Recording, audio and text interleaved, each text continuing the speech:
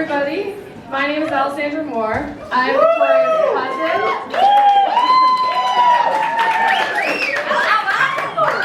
And it has been my privilege to serve as her Maid of Honor. I would like to clear up a couple points of confusion before we proceed with this speech. Number one, maid means single. I'm very single. I'm available. That is particularly here.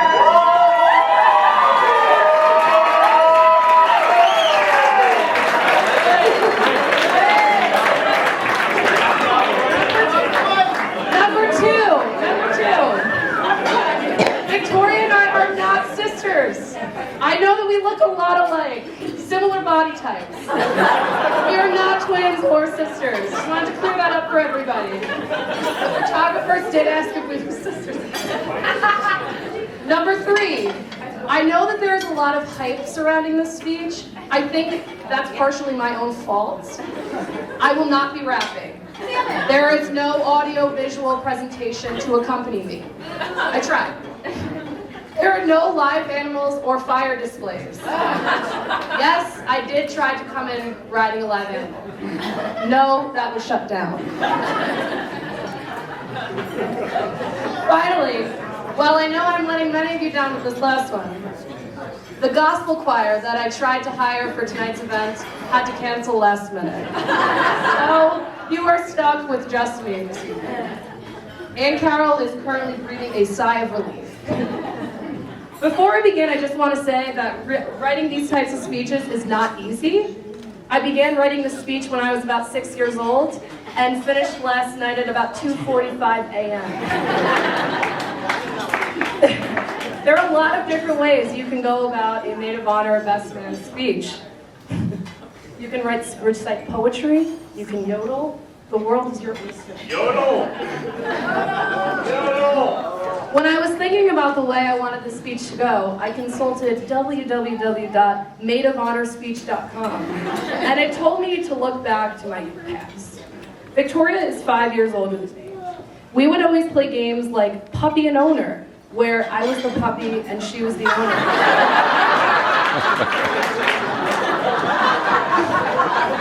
Restaurant and server, where I would bring her food and she would eat it. Now, my personal favorite game, Victoria, you know where this is going, was masseuse and patient. In masseuse and patient, Victoria was the patient and I was her masseuse. I would rub her knotted back until my poor little fingers lost all feeling. Now, are we sensing a trend here? A trend of the game, the child of games. Therefore, I would like to use this speech as revenge. Surprise! Aren't you glad we played Puppy and Owner?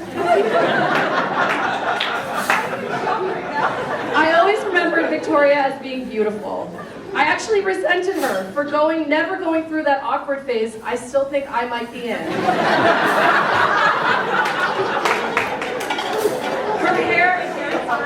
Her hair was always perfect. There were never stains on her shirt. Unfortunately, I could not say the same about myself, now or as a child. Recently, in preparation for the big day, I was going through pictures and found one year that I was clearly too young to remember, because Victoria had these giant oval glasses that were so big. They were about past the eyebrow into the middle of her nose. Think about that. This small, delicate face, giant glasses. It's a lot of circumference to cover such a face. Lucky for us, Victoria traded in the glasses for some contact lenses, and this swap allowed the world to see the twinkle in Victoria's gorgeous blue eyes that all of us in the room have seen throughout her life. I can go on about my cousin Victoria for hours. When I got my first big girl bed when I was growing up, I decided that I wanted a trundle bed because I had sleepovers with Victoria every weekend and I wanted her to sleep over. Of course, whenever Victoria slept over, I slept in the trundle bed and she slept in the bed. That's besides the point. I would go to sleep every night looking at my cousin, who was 5 years older than me, cooler than me in every way possible, and I would literally be looking up to her. I don't think that's changed. I've always looked up to you from the minute I was born, and I will forever. So, Victoria, when she has a passion for something, she lets the world know it. Maybe that's why she's so successful in all that she does. She has that twinkle I talked about that I cannot describe.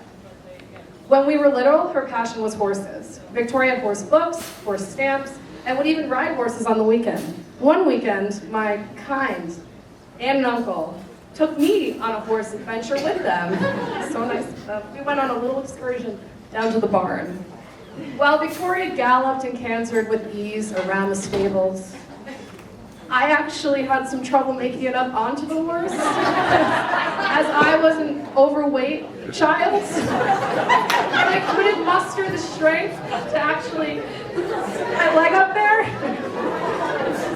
Anyway, the horseback riding adventure did not go my way, but watching Victoria was a treat in and of itself.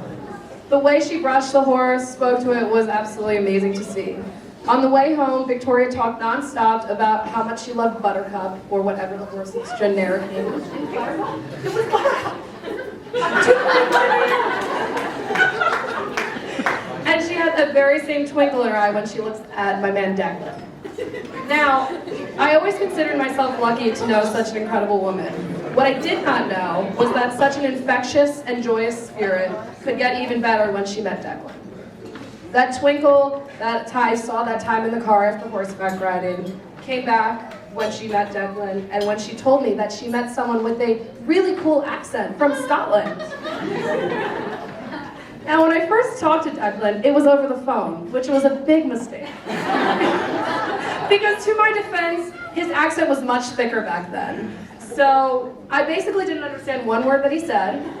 I agreed with everything. That was a mistake, I later learned. And I'm sure he thought I was an absolute idiot.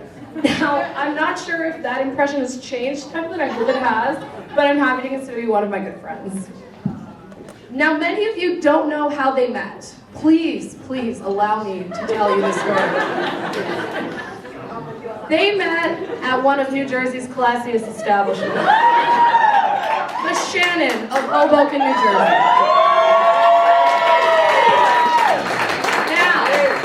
Now for those that don't know the Shannon, let me read you a Yelp review that I looked up last night to tell you exactly what it is that the Shannon is like. This review was written by a baby girl, 35. Baby girl says, this is direct quotes, "I used, spelled wrong, to love the Shannon.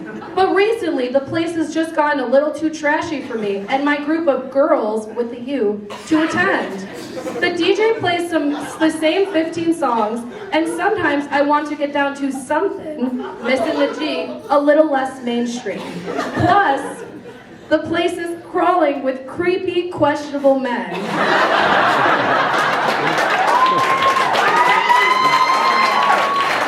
And it reeks of fear. As Baby so eloquently wrote for us, the Shannon is not the most typical place to meet your life partner. But lucky for us, Declan was one of those creepy and questionable men. The same night, Victoria made her way through those magical double doors. While I like to make fun of it, the Shannon is actually the perfect place for these two to have met because, let's be honest, they're not your typical couple. But when two special people like Victoria and Declan get married, it is anything but typical. And I believe that is reflected here today. People have flown from all over the world. Atlanta, Georgia, Scotland, New Jersey, you name it, everybody's here. Because these two people deserve this day. What inspires me about Victoria and Declan is that both of them have made sacrifices for their love, and today I am proud and honored to say that we are here celebrating those sacrifices. Declan has brought out an even better side of Victoria, and a side that I did not even think was possible, and to him, I am grateful. I am in no place to give anybody advice. As I said at the beginning of the speech, I am single, So I just want to raise a glass to my best friend in the whole world and her new husband. And a lifetime of happiness. Cheers, guys.